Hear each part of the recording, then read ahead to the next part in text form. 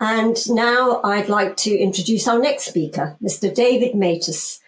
Mr. Matas is an international human rights lawyer and author. He served the Canadian government in several positions, receiving honours and awards for his work in human rights.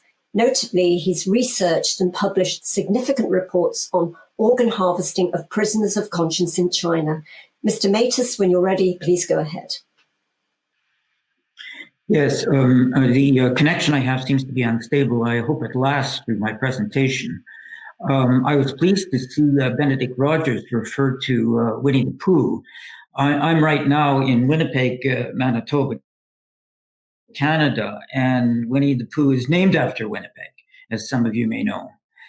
What I propose to do today is to address 13 of the lessons I have learned as the result of work I've done since May 2006 on the mass killing of practitioners of Falun Gong in China for their organs for transplantation. Number one, that the state is a facade behind which the party rules. The relationship between the Chinese Communist Party and the Chinese state is unlike anything we see in democratic countries. State functionaries are puppets. It is the party which pulls the strings. Up and down the government, political, and legal structure, for every state officer, there's an instructing party official. Only at the top do the two systems converge. The Secretary General of the party is also the president of the state. Everywhere else in the system, party officials who are instructing and state officials who are being instructed are different.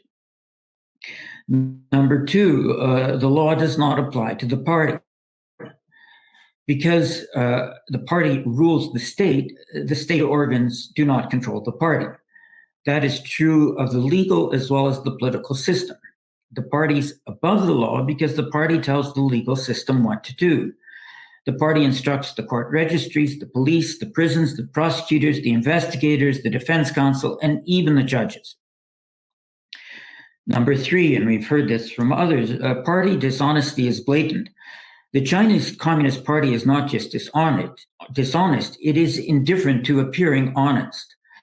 There's no attempt to conform in even the most rudimentary ways to reality.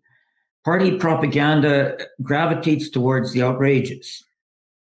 Number four, party cover-up is systematic.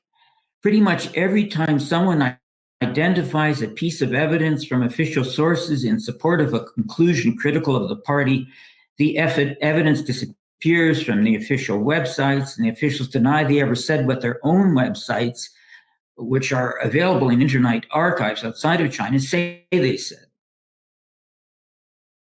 Number five, the party distorts vocabulary.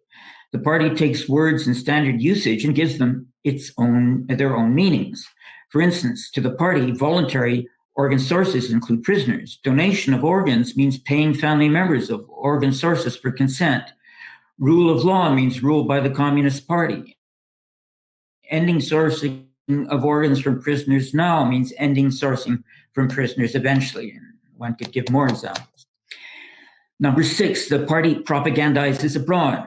Politicians or civil servants who meet with those critical of the party as well as media who interview them are recipients of spammed party propaganda. The party actively engages abroad in disinformation campaigns, which include the deliberate spreading of false or misleading facts to sow confusion or doubt. Number seven, the party harasses abroad. The Chinese government and Communist Party engage in spying on its perceived opponents abroad. Perceived critics abroad may receive incessant phone calls with taped messages or have their email accounts hacked and contaminated with viruses. Websites critical of the party are subject to cyber attacks. Number eight, the party uses its power abroad for persecutory purposes. For instance, Chinese nationals abroad, whom the Chinese government or Communist Party has identified as Falun Gong practitioners, will be denied passport renewal unless they renounce in writing their belief in Falun Gong. Known Falun Gong practitioners or those known to be sympathetic to Falun Gong are not allowed to enter or leave China. The government in China insists that people with whom it does business are not Falun Gong practitioners. Number nine, the party attempts censorship abroad. The Chinese government and Communist Party uses embassy staff to attempt to shut down speech critical of the human rights violations of the government and party. This is true for public fora and media. Chinese consulates and embassies are often called hosts of events, and we heard Benedict Rogers give an example, which provide a platform for critics to China to cancel those events. Where events go ahead despite the Chinese government Communist Party efforts to stop them, the government of China or the Communist Party tries to discourage people from attending them, in part by having embassies and consulates send out letters to local notables and dignitaries, slandering the events and urging non-attendance. Number 10, the party uses fronts abroad. The Chinese government and Communist Party establishes and funds innocuous-seeming front organizations abroad to carry its messages. Examples are Chinese student organizations, Chinese senior associations, and University Confucius Institutes. Number 11, the party bullies abroad. The government of China and Communist Party sends out letters from its embassies and consulates that any sympathy to the plight of the victims in China would, quote, impact adversely on bilateral relations or would have, quote, a very negative effect on our future beneficial exchanges and cooperation. Businesses which advertise in newspaper, the Epoch Times, and businesses where the newspaper can be picked up by customers receive threatening calls, warning of a loss of business if they persist. Number 12, the Chinese government responds to criticism in one of two ways, rudeness or charm. The difference between these responses is style, not substance. In neither case is there any real change. Number 13, the party refuses to account for the past. The party changes, but never reforms. It just moves on to new abuses and new ways of describing old abuses.